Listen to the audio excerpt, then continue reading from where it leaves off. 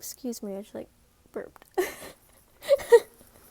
Anyways, it's currently 9:43 p.m. I should not be awake. I am supposed to be asleep. Do I care? Nay. And that's on having a curfew because my mom wants me to have a curfew because I need to go to sleep. But I don't feel like it. Anyways, today I'm going to be reading a Black Butler X Reader one-shot. This is written by MyrainCaryDark?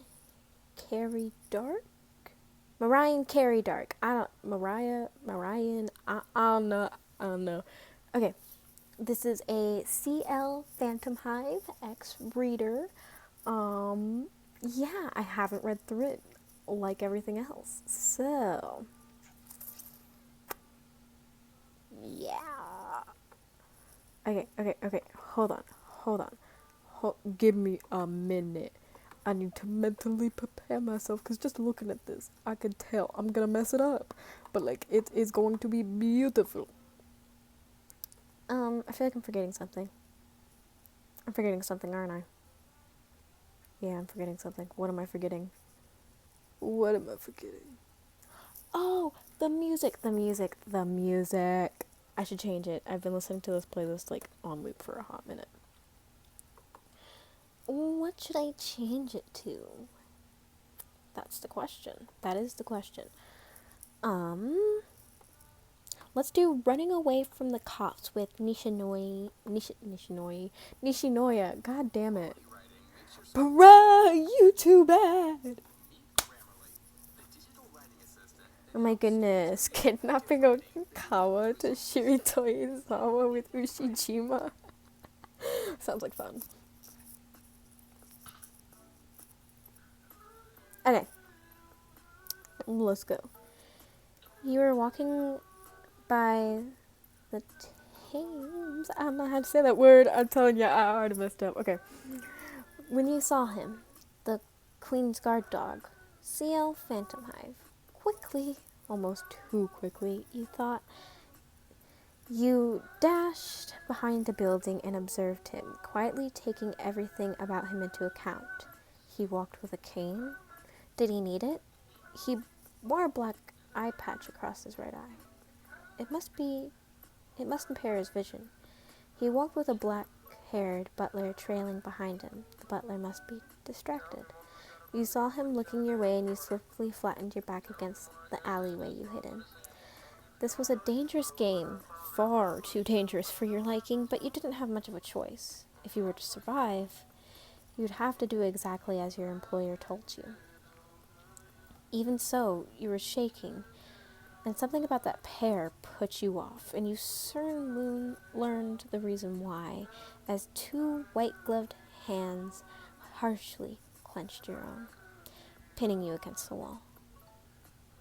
What would you like me to do with her, my young lord? The black-haired man with crimson eyes asked, and your gaze darted to the boy who had somehow, miraculously, came to stand at the entrance of the alleyway. What exactly did you mean by vile intentions?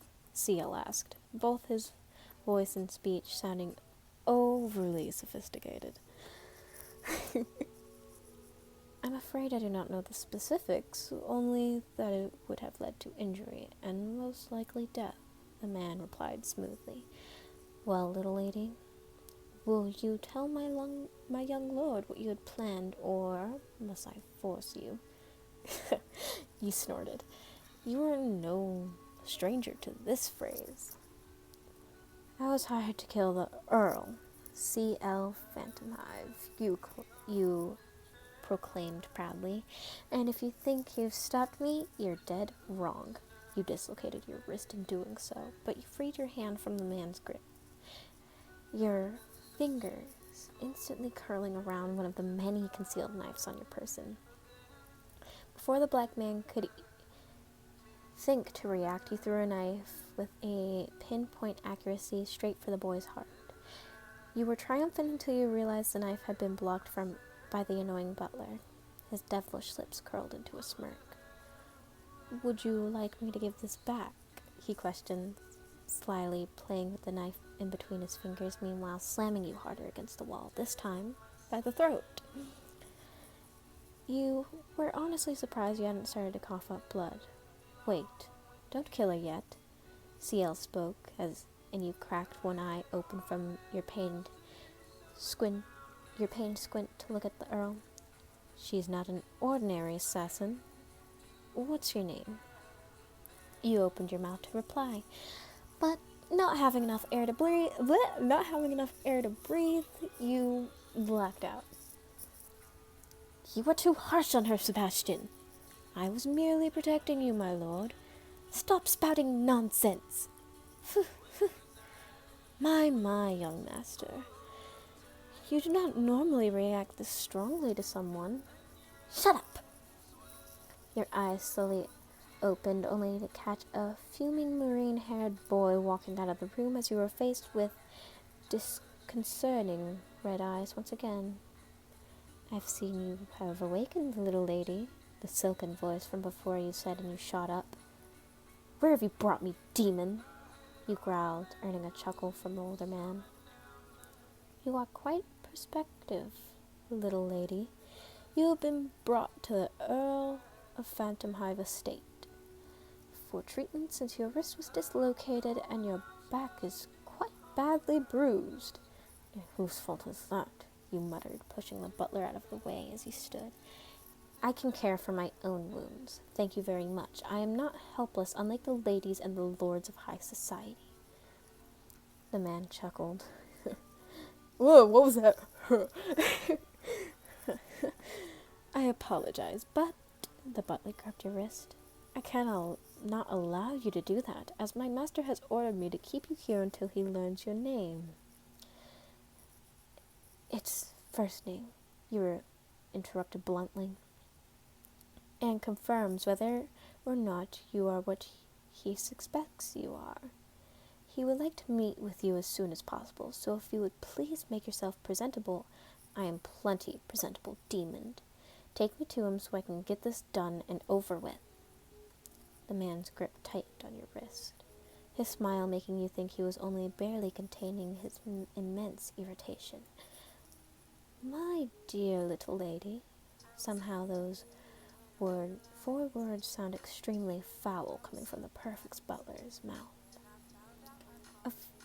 I am of course speaking of you wearing a dress. Ugh, you growled. Have it your way, Sebastian. Pick one for me and get out. The butler paused, indicating to you what you heard in your sleep was indeed his name. Before he smiled, and still clutching your wrist, walked over to a tall wardrobe and opened it to reveal many complex and colorful dresses. What is your favorite color? Sebastian asked, picking through the dresses, all the while keeping a watchful eye on his captive, who was only waiting for the chance to escape. Favorite color? He smiled and picked out a complex favorite color dress, one that, like the others, was meant for pompous ladies trying to impress everyone around them. I can respect the fact that you try to do everything yourself. Sebastian began to fold the dress over your arms. However, if you attempt to escape, be prepared to face consequences of that choice, no matter what they may be. With that, the butler left you alone with the dress and two options. So, Ciel Phantomhive, he began, staring into his deep blue eye, trying to read him like you read your books. Unfortunately for you, the boy showed no emotion that you could exploit. Why exactly do you want to keep me around? Your hand stayed straight onto your corset, which felt as if it was going to kill you. Sebastian had not been joking about the consequences. Well, first, I want to know who hired you. He paused. I suppose there's no harm. I'll probably be fired anyway. Luther Love. And what is your name? Your full name. You sighed. First name number 2. Last name. Freelance assassin. Ciel stood up and started. But the last name... There, I was disowned, all right? He snarled, also standing. You were sick and tired of people talking about your supposedly noble family who were so utterly perfect. Disowned? His voice seemed undecided between incredibly and frick it, I'm skipping over that word, and anger. That's right. You grew up with loving parents. I didn't. They hated me from the beginning, as if I didn't even deserve to be born. Meanwhile, my siblings, older and younger than me, get everything. Everything. Before you knew it, you were crying. Frustrated and tired, tears rapidly streaming down your face, making Ciel feel guilty. But you weren't done. I could work hard, but oh yes, but no one would acknowledge me. Not me, the mistake. And that wasn't the end of it either. By the time I was 10, they decided they just plain hated me and threw me out, saying I had no claim to the family. It sucks, you know. More tears. And if that wasn't enough, I have to go through some sort of torture from that stupid demon butler and talk to you, embarrassing myself by breaking down and telling you my whole life story. Ciel sat back in his chair and picked up the teacup that had been sitting there, waiting to cool. It is true that I had loving parents, first name, last name, he said, looking at you over the rim of his cup before he took a small sip. But mine were killed in a fire 3 years ago, just as yours disowned you. In addition, I was kidnapped by a human trafficker and sold to a cult to be a sacrifice. I do not think you have embarrassed yourself, nor do I think that your life is pathetic. For one as old as I find it impressive that you have been able to survive this long, without the help from a demonic servant nonetheless. So I would like to ask you something, first name, middle name, second middle name, last name. Which is it? You questioned cautiously, glad that your voice refused to waver. Become my fiancé. What? You stood back up, slamming your hands down onto the desk. It won't be permanent, first name, but I need a suitable person to pretend to be my fiancé. I want mine to be safe and she won't be with me. If I must break her heart to do so, then so be it. Your head was spinning. You've never been asked to pretend to be someone's fiancé. Not only that, but you had no idea what love was. Only that Ciel made your heart feel strange. If it'll get me out of here, then I shall do as you ask, Ciel, phantomhive. What? Elizabeth asked tearfully of Ciel. I said I fell in love with a different woman, Elizabeth. First name, come over here, please. You obediently walked over to Ciel, politely curtsying as you had been taught. Hello, Elizabeth Malford. My name is first name, middle name, and I am Ciel's new fiancé, Elizabeth's eyes filled with tears again, and she stared at me. Do you love him back? As I practiced, you replied. Why, yes, of course. Elizabeth sighed and nodded. Paula, let's go home, she murmured vacantly as to her upset maid. Well, it wasn't that terribly convincing, but you managed to deceive Miss Elizabeth. A familiar voice drawled. Shut up, Sebastian. Can I leave now? I've fulfilled my end of the bargain. Ciel has not moved, nor has he even given you a glance at you while you're playing your part. It gave you the same feeling you had when your parents felt when your parents ignored you, but you didn't acknowledge the feeling. No, Ciel said, walking towards the dining hall. To make this an effective ruse, you're going to have to pretend a bit longer, first name. We'll discuss the details over dinner. You tiredly harumphed and followed Ciel, wondering if dessert would be as good as it had been yesterday. He really didn't trust that butler. After the lengthy and quite frankly boring discussion about how long you would have to be Ciel's fiancé, you retired for the day. Glad for some sleep, but after a few hours of that precious sleep, you woke up again, a habit you had picked up from having to frequently sleep in alleyways. Sighing, you slipped on a jacket and opened your door to wander the halls of the manor. Yes, you had been told precisely not to do this, but you had a bit of a rebellious personality. It wasn't long before you were completely lost. So you curiously began to try doors, finding that many of them were not locked. Behind each door was something different: a drawing room, a study, a bathroom, the list went on. But one door was different from the others. Someone was in there. Your curiosity reaching its peak.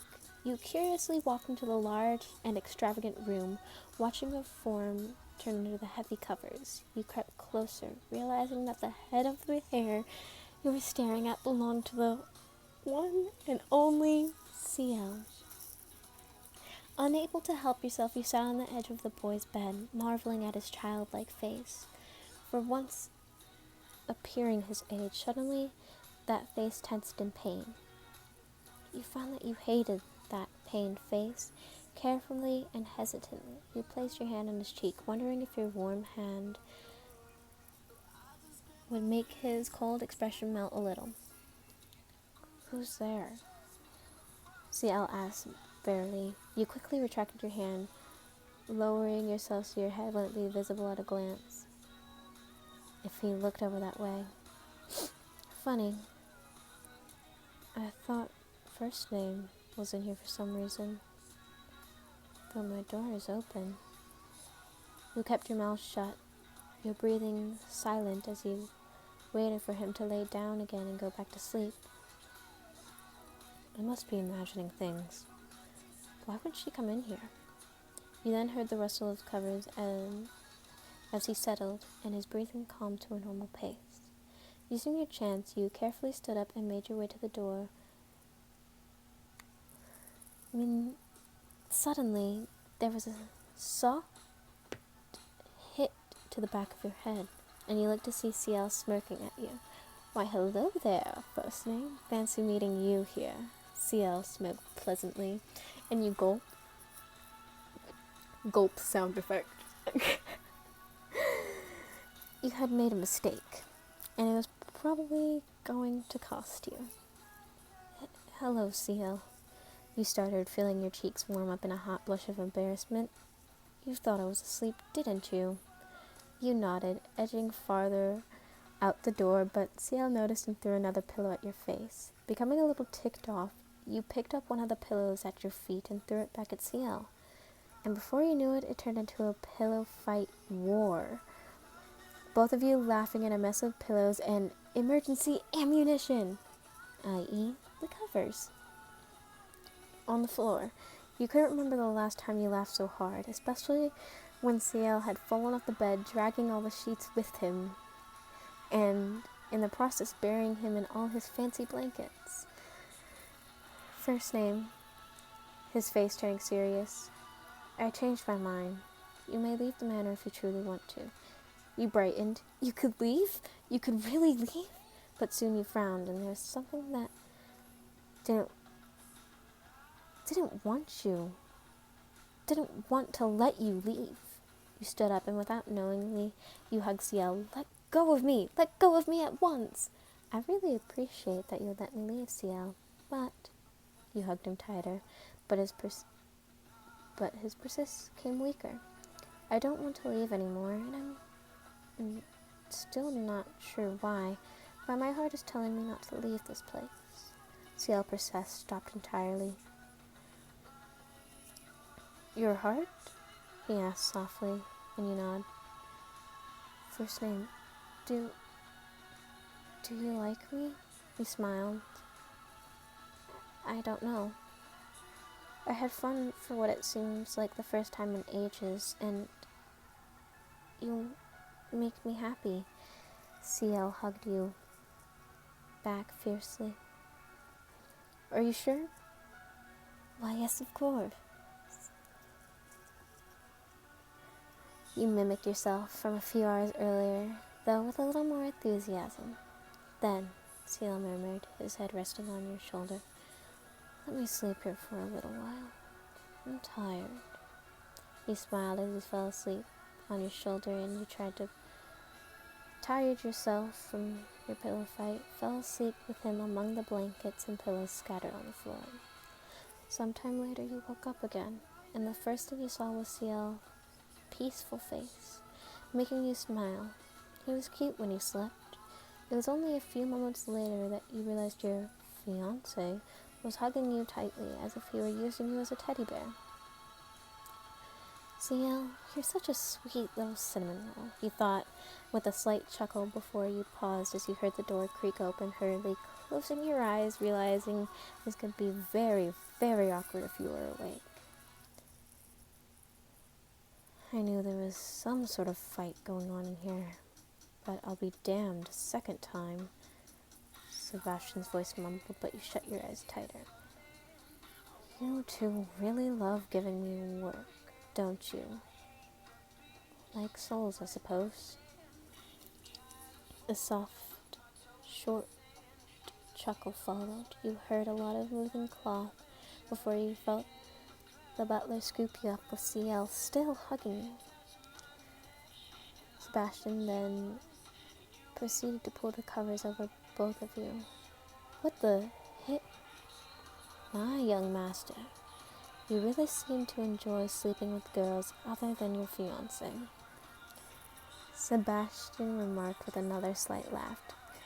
You're the one who put us in the bed together. Just what the hell are you doing? Then again, I suppose you did tell me to finalize the paperwork to officially make your name, first name, your fiancé. You had a hard time keeping your mouth shut. Sebastian's footsteps slightly faded, and what you sounded like several more pillows flopped onto the bed, and the clicking of shoes faded even more. And you're about to breathe a sigh of relief when you heard Sebastian's voice, this time next to your ear. By the way, my young lady, he whispered in your ear, and you would have bolted right up if it were not for Ciel still being asleep. I can read your mind. I must say, I have never heard my young master be referred to as a sweet little cinnamon roll. You covered your face with a blanket, feeling your face warm intensely, only making the butler walk away chuckling. And, one more thing. While I don't mind if you share the bed, I would prefer you wait until you're a few years older until you wreck it. Wait, what was he talking about? Shut the hell up, Sebastian, Ciel growled, surprisingly awake. Sebastian laughed again, obviously amused. Bastard, Ciel grumbled as he hugged you a bit tighter. He woke me up and made unnecessary comments again. I hope he didn't wake her up. You decided not to say anything as Ciel got comfortable and went back to sleep. I'm pretty sure there's going to be no photos on this video too, because it's longer than like a couple of minutes, and my phone won't let me add any photos to videos that are this long, so I guess you kind of have to get used to there being no photos. Anyways, excuse me, I burped. This was a Black Butler X-Reader one-shot, a Ciel one-shot to be exact, written by MyrainCaryDark. I don't know this person's name. Anyways, that's it. Yeah, bye-bye. Oh my goodness, I forgot. You can see my little computer. Not very little, but I mean like anyways, we're just not going to talk about it. Bye. Oh, wait. Make sure to take your medicine. Hold on. I'm going to give you, like, a better view of, like, something better. Make sure to take your medicine, drink water, and eat 3 things a day for each meal. Even if they're small, something is better than nothing. And bye-bye, my lovelies.